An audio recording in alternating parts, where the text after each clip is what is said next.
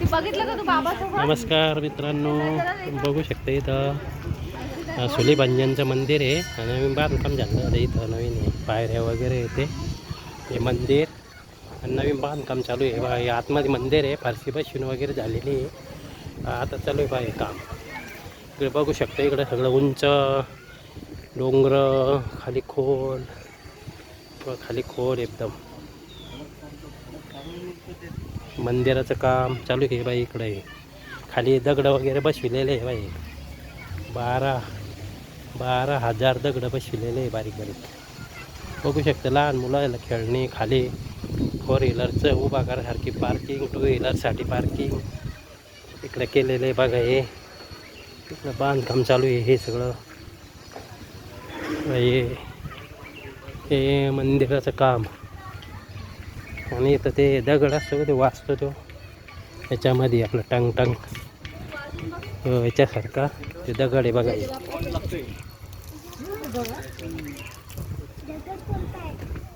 बाजू राहिलं का? वेगवेगळा आवाज येतो त्याच्यामध्ये ना. पलीकडा वाजव चौकून.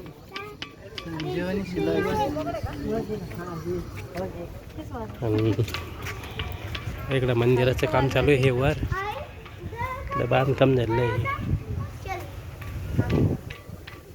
इकडं पाठीमागं चालू आहे बांधकाम.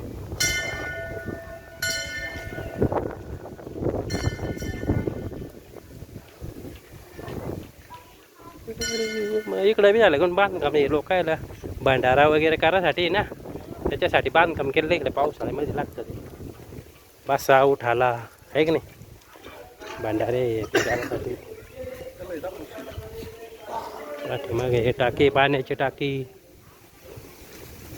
इकडं रूमा काढलेल्या आहे, काय किचनच्या रूमा, काय हात धुवायसाठी. ते भरपूर चालू आहे बघा काम. पाठीमाग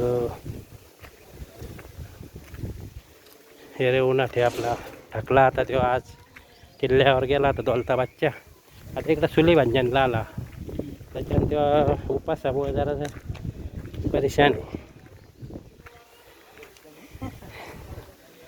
हा म्हणजे थकून जातं माणूस हिंडणं जास्त. आणि इथं पाठीमागे भंडाऱ्यासाठी केलेले बरं काय पावसाळ्यामध्ये. आणि पाठीमागे पाण्याची टाकी वगैरे इकडे खेळायचं आहे मैदान. पाईपलाईन आणले का मग या टाकीमध्ये? हो, काहीतरी मग ती पाण्याच्या वर गेलेली ती काय पाईप पडेल येतं ते. मग ते आता पाणी वर सोडलं म्हणजे चौकडं पाणी पांगण इथं असं आहे ते.